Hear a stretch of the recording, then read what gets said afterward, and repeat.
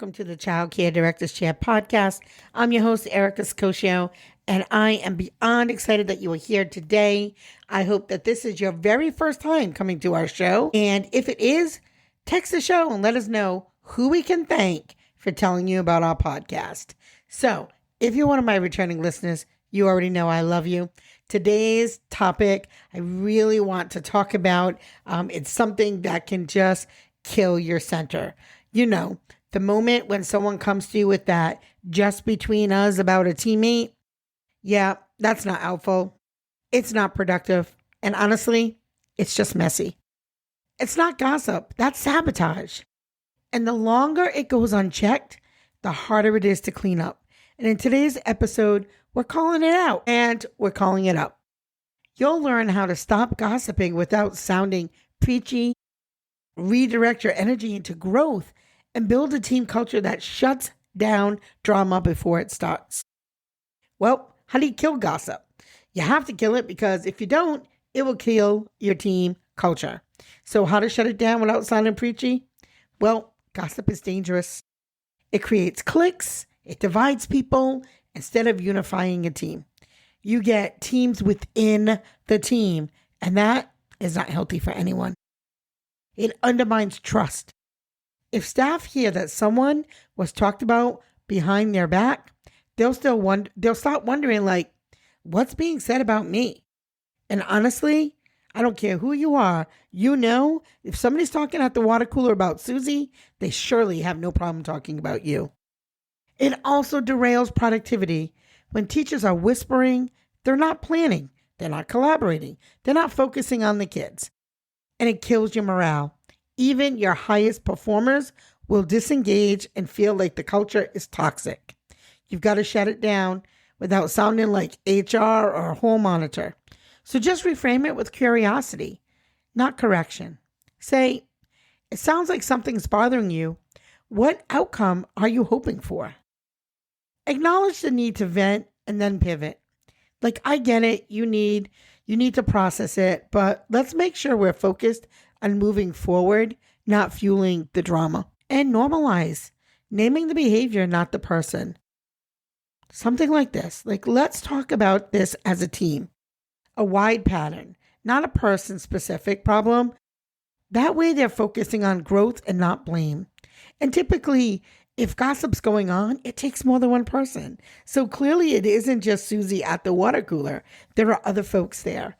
And who are you going to talk to? If gossip is happening at the water cooler and you walk away, who are they going to talk to? The plant? So it does require other people to be in that circle to gossip. And it's infuriating, to be quite honest. What do you say when someone tries to pull you into that side chatter? Well, here's some red flag scenarios. Can I close the door? I have to tell you what really happened yesterday.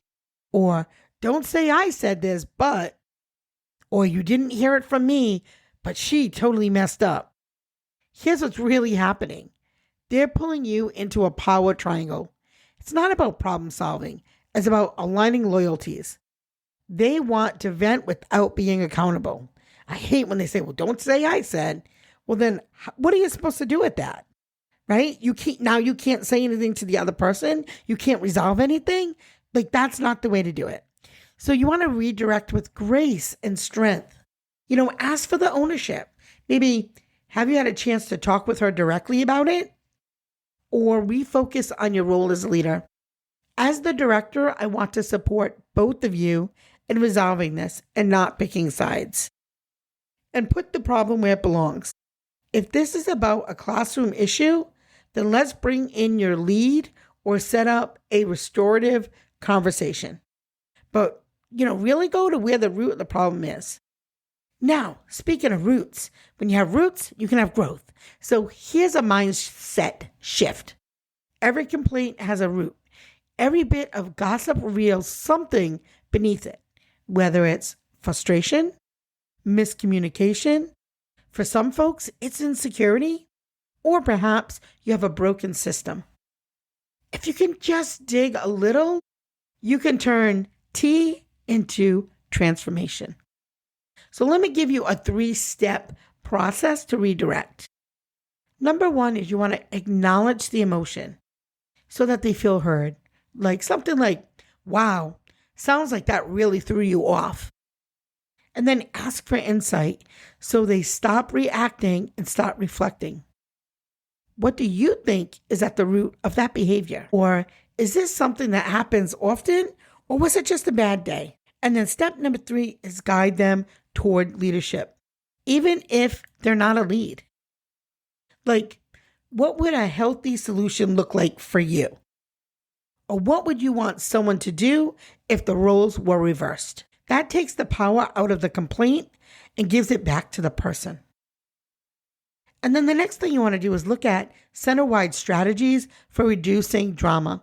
Because you can't fix culture one team talk, right? You need more than that. That one little pep rally is not going to fix it.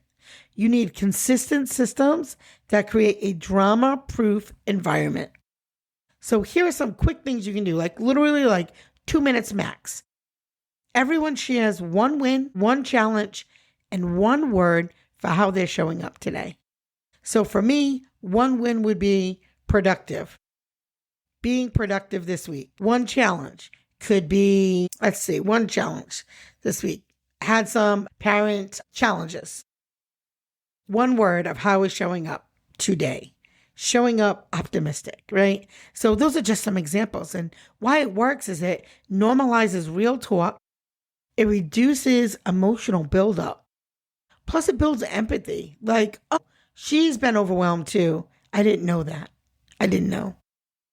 Also shout out walls, whether they're digital versions or group boards, but set up a whiteboard, a poster, a staff bulletin board, anywhere where quick peer-to-peer shout outs can happen. At our school right now, they've got Post-its hanging on the mirror in the bathroom, the staff bathroom.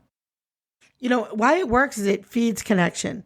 People feel seen and start looking for what's right in others instead of what's wrong. You can even do a monthly gratitude circle where everyone writes a short anonymous note to someone else on the team. And the reason why it works is it keeps focus on appreciation, not accusations. And this helps reset the team dynamics on a regular basis. You could also do an anonymous feedback box, like either physical or digital, where staff can submit frustrations with the intention of finding solutions. This way you can address patterns in monthly staff meetings. If you keep getting the same thing over and over, it's probably a system problem. It's probably more than Miss Jones had a bad day. And the reason it works is it gives the staff a safe outlet without encouraging gossip or triangulation. You could also use that as a coaching tool. Here's something I want you to think about. It's called pause and pivot. It's a conversational redirect exercise. This coaching strategy is for you and your leadership team. When someone starts venting in a way that's gossipy, inappropriate, or unhelpful, you're going to pause the emotional escalation. Then you're going to pivot the direction of the convo. So the pause, take one beat. You do not have to respond instantly. Just pausing disrupts the pattern. And use your body language.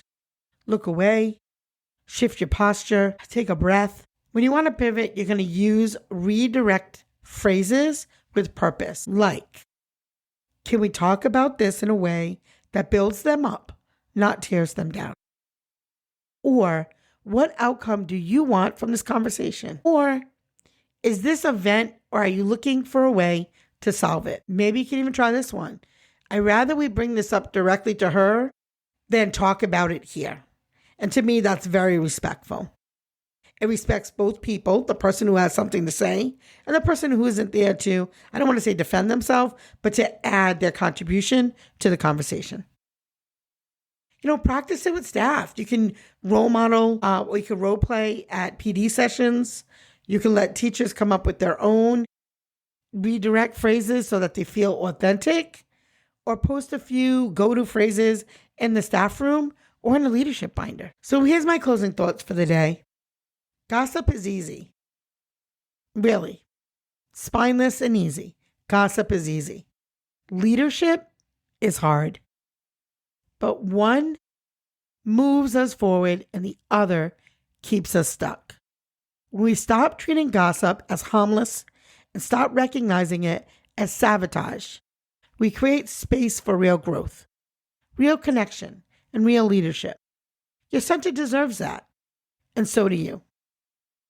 If you love what you heard today, share this episode with just one fellow director or teacher leader who's trying to shift their team culture. And don't forget, leave us a review to help the Childcare Director's Chair climb to the top 25% of podcasts.